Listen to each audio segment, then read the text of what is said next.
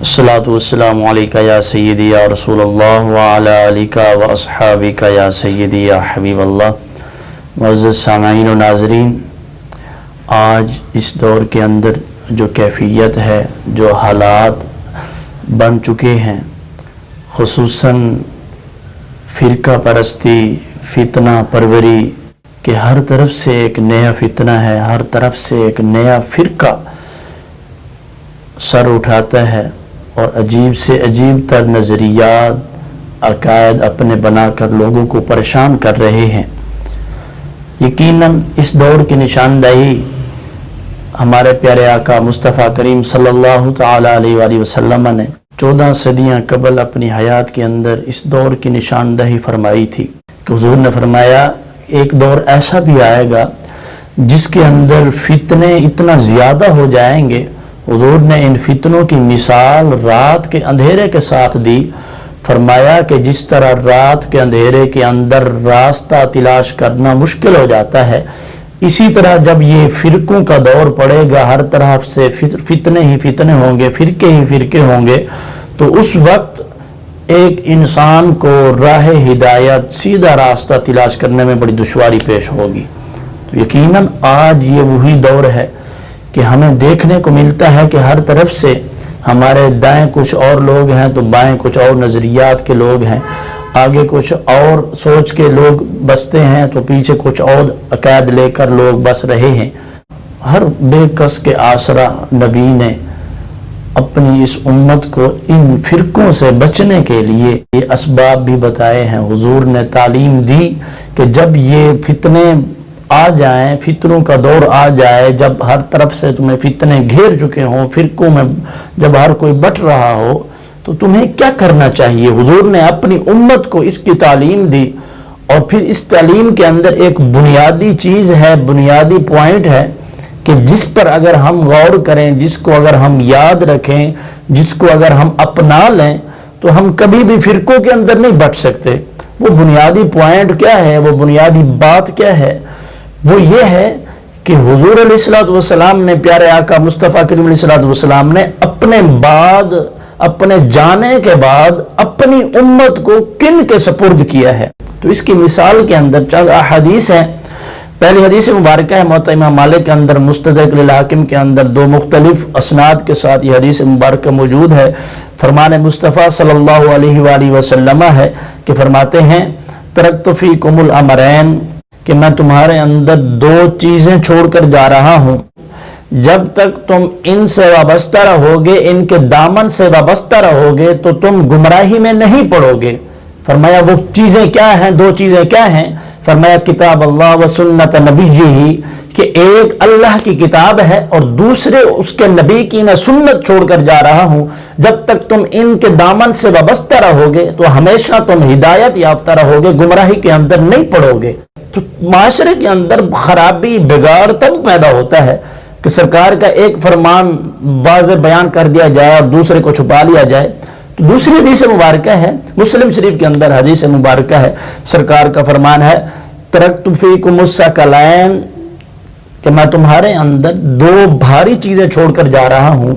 वो क्या है। फरमाया किताबुल्लाह व इतरती अहल बैती, कि मैं तुम्हारे अंदर अल्लाह की किताब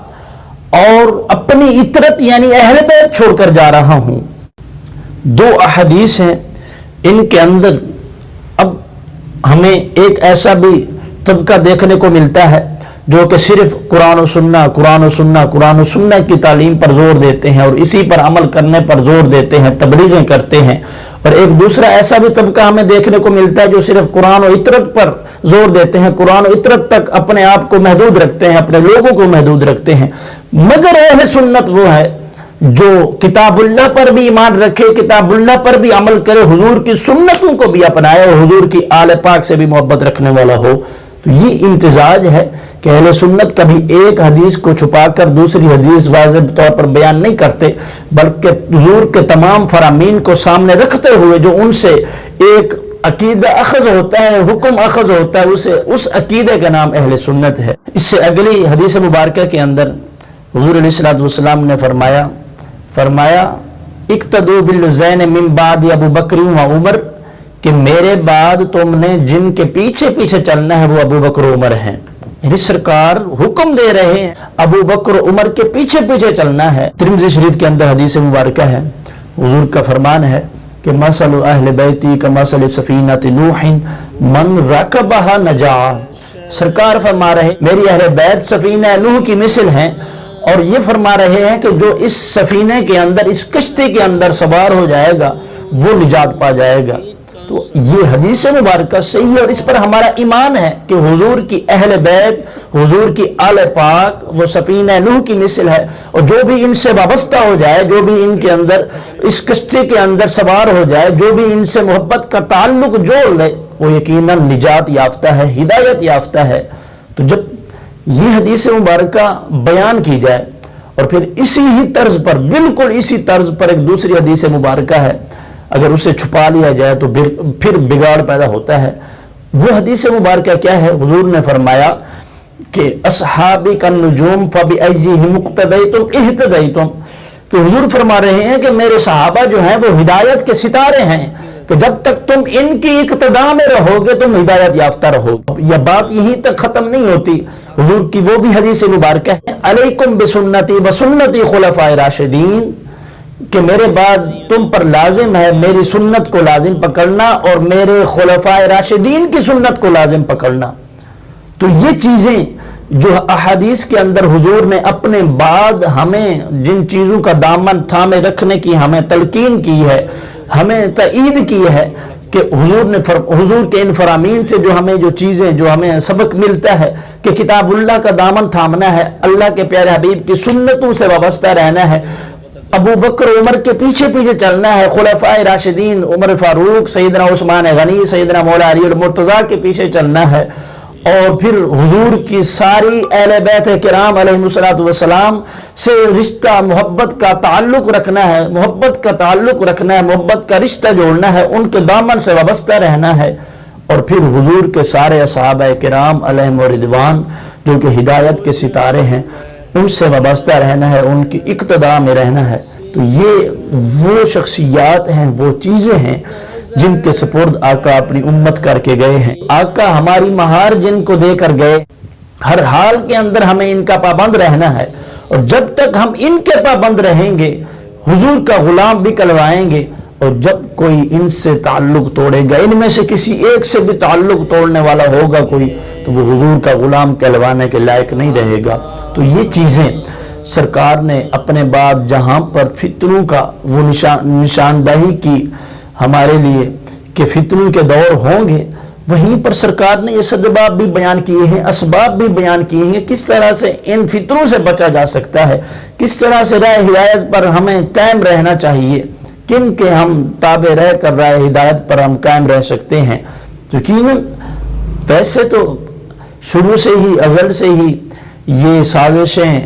یہ فرقہ پرستیاں چلی آ رہی ہیں، مگر فی زمانہ جو حالت ہو چکی ہے خصوصاً ہمارے ملک پاکستان کی، تو جہاں پر ہر طرف سے ایک نیا فتنہ ہے، اور خصوصاً اس محرم الحرام کے عشرے کے اندر جو اتنا فتنہ پرستی کو ہوا دی گئی اور ایسی شخصیات پر زبان درازیاں کی گئیں. وہ شخصیات کون ہیں؟ سیدنا صدیق اکبر اور سیدنا عمر فاروق ایسی شخصیات ہیں. امام احمد بن حنبل علیہ الرحمہ نے اپنی کتاب فضائل الصحابہ کے اندر روایت نقل کی ہے، فرماتے ہیں حضور کا فرمان ہے حب ابی بکر و عمر ایمان و بغضہ کفر، فرمایا کہ ابو بکر و عمر سے محبت کا نام ہی ایمان ہے، اور ان سے بغض رکھنا وہ کفر کہلاتا ہے. تو آج ان شخصیات پر زبان درازیاں کی جا رہی ہیں کہ جن سے محبت ہی ہمارا ایمان ہے، جن سے محبت پر ہی ہمارے ایمان کا انحصار ہے. جب تک ہم ان سے محبت نہیں رکھیں گے ہمارا ایمان کامل نہیں ہے. تو آج ان شخصیات پر زبان درازیاں کی جا رہی ہیں، ان شخصیات کے معاذ اللہ ان کے احوال کو، ان کے اطوار کو بگاڑ کر پیش کیا جا رہا ہے. اور پھر یہیں تک نہیں بات ختم ہوتی. ہم تعلیمات اسلامیہ کو صرف اس لیے مانتے ہیں، اس وجہ سے مانتے ہیں، اس وقت تک مانتے ہیں جب تک اس تعلیم کا، اس حکم کا تعلق ذات مصطفیٰ سے جڑتا ہو. اسی لیے سرکار کی ذات سے اگر ہم نے تعلیمات کو جوڑنا ہے تو جو درمیان کے اندر اسباب آتے ہیں، اشخاص آتی ہیں، اصحاب آتے ہیں، کہ جن کے وسیلے سے سرکار سے ہمارا تعلق جڑنا ہے، جن سے ہم تعلق جوڑیں گے تو آگے سرکار کی ذات سے تعلق جڑے گا،